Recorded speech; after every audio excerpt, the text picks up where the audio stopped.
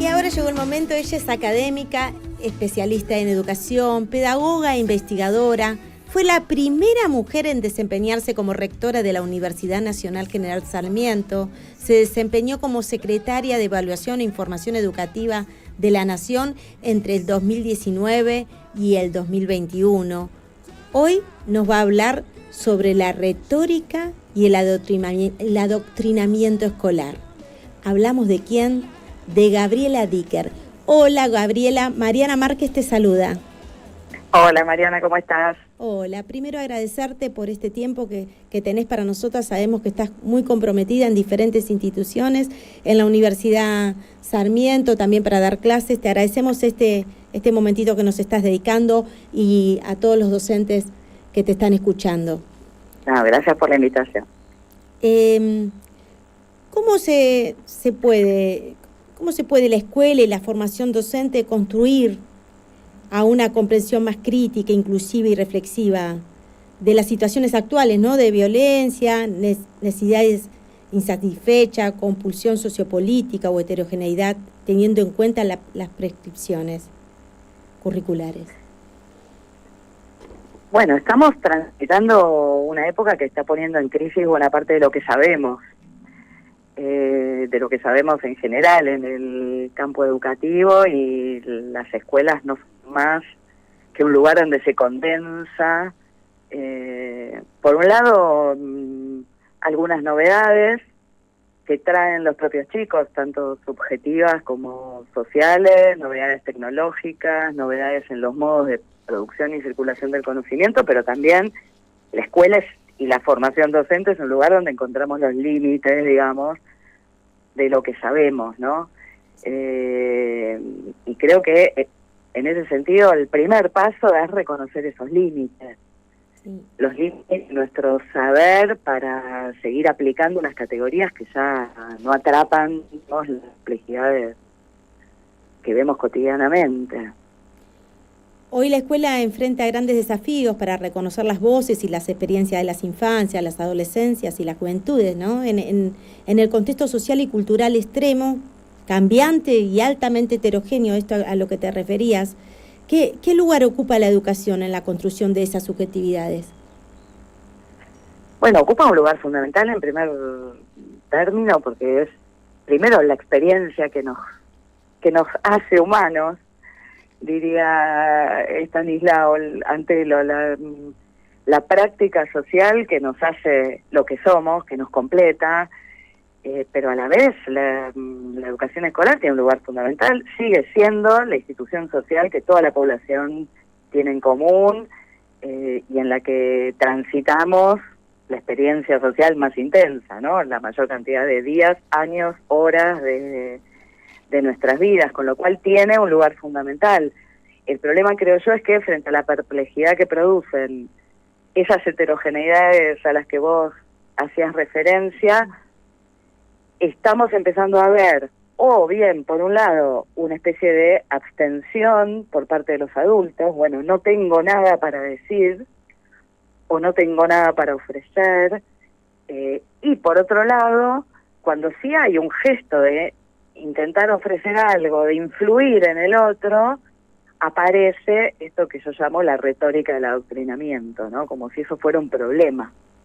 ¿Qué te llevó a trabajar esta temática? Sabemos que estás abordando esta temática y estás trabajando en ella. Sí, especialmente porque no es un asunto que me interese tanto por su escala o por su importancia, es realmente un tema menor. Cuando vos ves los acontecimientos puntuales que se califican como adoctrinamiento, son cuestiones muy menores en la escala del sistema educativo. Tampoco me interesa mucho por los efectos que pudieran producir las denuncias de adoctrinamiento o las amenazas sobre los docentes, porque son todas bastante testimoniales, o para delimitar, bueno, esto es educación y esto es adoctrinamiento. Tampoco me interesa eso. Pero sí me interesa entender qué condiciones hacen posible que la retórica del adoctrinamiento escolar sea lo que hoy esté movilizando organizaciones en toda América Latina de padres y madres de familias, esté organizando fuerzas políticas, esté promoviendo proyectos de ley. Quiero decir, de pronto es un nuevo tema de los pocos temas noticiables, digamos, de la agenda educativa, un tema que moviliza la opinión pública, aunque sea un tema menor, y la pregunta es, frente a todos los problemas que tienen nuestros sistemas educativos, ¿por qué este se instala? Sí, ahora ¿Qué es lo que está poniendo en cuestión? que te escucho, el vocero presidencial Manuel Adorni anunció que el Poder Ejecutivo que dirige el presidente Javier Milei prepara una reforma legislativa para penar el adoctrinamiento en las escuelas. Sí, de hecho introdujeron un par de modificaciones en uno de los artículos de la Ley Nacional de Educación que son puramente testimoniales, pero hay algo de la relevancia que adquieren ese tipo de medidas o ese tipo de anuncios que nos tiene que hacer pensar qué es lo que efectivamente está en discusión. Porque el movimiento no es menor, el movimiento de la sociedad civil, ¿no? En América Latina hay organizaciones de padres y madres de familias que se han creado bajo la bandera de la lucha contra el adoctrinamiento escolar, como con Mis Hijos No Te Metas, que se creó en Perú en el año 2016, pero hoy tiene filiales en casi todos los países de la región, o Escuelas Sin Partido en Brasil, que son organizaciones con una enorme capacidad de lobby político y que vienen promoviendo, junto con muchas otras, proyectos de ley que se han presentado en casi todos los países de América Latina, que esto también es notable. Vuelvo a decir, frente a los tremendos problemas educativos que tienen nuestros sistemas, que se movilicen recursos de la sociedad civil y de la política para abordar un problema que, la verdad, es un problema completamente menor en su escala, llama mucho la atención, ¿no? Sí. Entonces eso es un poco lo que me pregunto y lo que trato de entender, qué es lo que está en juego detrás de la retórica del adoctrinamiento, ¿no? O qué es lo que pone en discusión la retórica del adoctrinamiento. Afirman también que crearán un canal para los padres y los alumnos que puedan denunciar la actividad política que no respete la libertad de expresión o cuando no sientan que esté respetando su derecho a educarse. ¿Crees que este argumento esconde algún tipo de censura, este argumento? Sí, uno podría decir que contiene un intento de censura, pero en realidad su aplicabilidad, o sea, sus efectos prácticos son nulos. No hay casi ninguna posibilidad de hacerlo. En la Argentina, en Cava, por ejemplo, existe un canal de denuncia desde 2012 que no tuvo, existe un número, un 0800, no tuvo mayores efectos. Entonces el problema no es tanto el intento de censurar, sino lo que se pone en la agenda. Y yo creo que lo que se pone en la agenda cuando se pone de relieve, digamos, que el adoctrinamiento es de pronto un problema educativo, son dos cosas. Primero, un problema político que tiene que ver con el cuestionamiento a la autoridad estatal. Por lo general, todas las organizaciones que defienden la lucha contra el adoctrinamiento defienden la libertad de las familias y de los estudiantes para decidir sobre su educación en contra de la autoridad estatal. Sí. Ponen en discusión no tanto que un individuo le quiere imponer sus ideas a otro, no nos tiene que confundir que lo que salga en los medios sea la profesora de tal escuela le quiso imponer a sus alumnos tal cosa. Ese no es tanto el problema, sino que lo que pone en cuestión es la pretensión social o que las sociedades acuerden una direccionalidad política común para la educación de todos y que el garante sea el Estado. Esto es lo que está en discusión en términos políticos como base de la retórica del adoctrinamiento. De hecho, mira, un ejemplo que nos debería alertar es una ley que sí tiene efectos importantes, que se aprobó en Perú como por iniciativa de la organización Con Mis Hijos No Te Metas.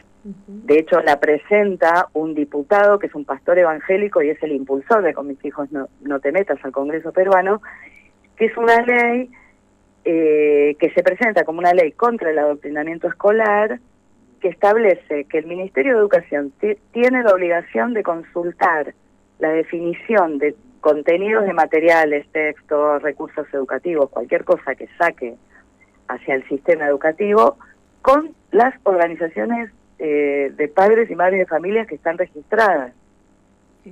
Y según la propia ley, dice que las organizaciones no solo pueden observar, comentar lo que proponga el Ministerio de Educación, sino que también puede proponer materiales alternativos, y establece que si los funcionarios del Ministerio de Educación no hacen esta consulta, pueden ser penados por suspensión, incluso con destitución. Es un proyecto que supone un avance de la familia sobre la autoridad estatal inédito. Dios mío. Completamente inédito. Y que nos tiene que hacer pensar en términos de las formas de organización política de los sistemas educativos, y la idea que seguimos sosteniendo algunos de nosotros de que es el Estado el garante de la cosa común, de eso que nos hace participar de la cosa común y no la suma de las voluntades individuales de las familias o de los individuos, ¿no? Sí, totalmente.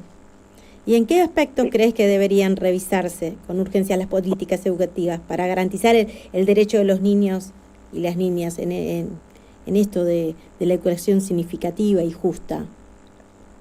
Yo creo que las políticas educativas no pueden renunciar, o no deberíamos renunciar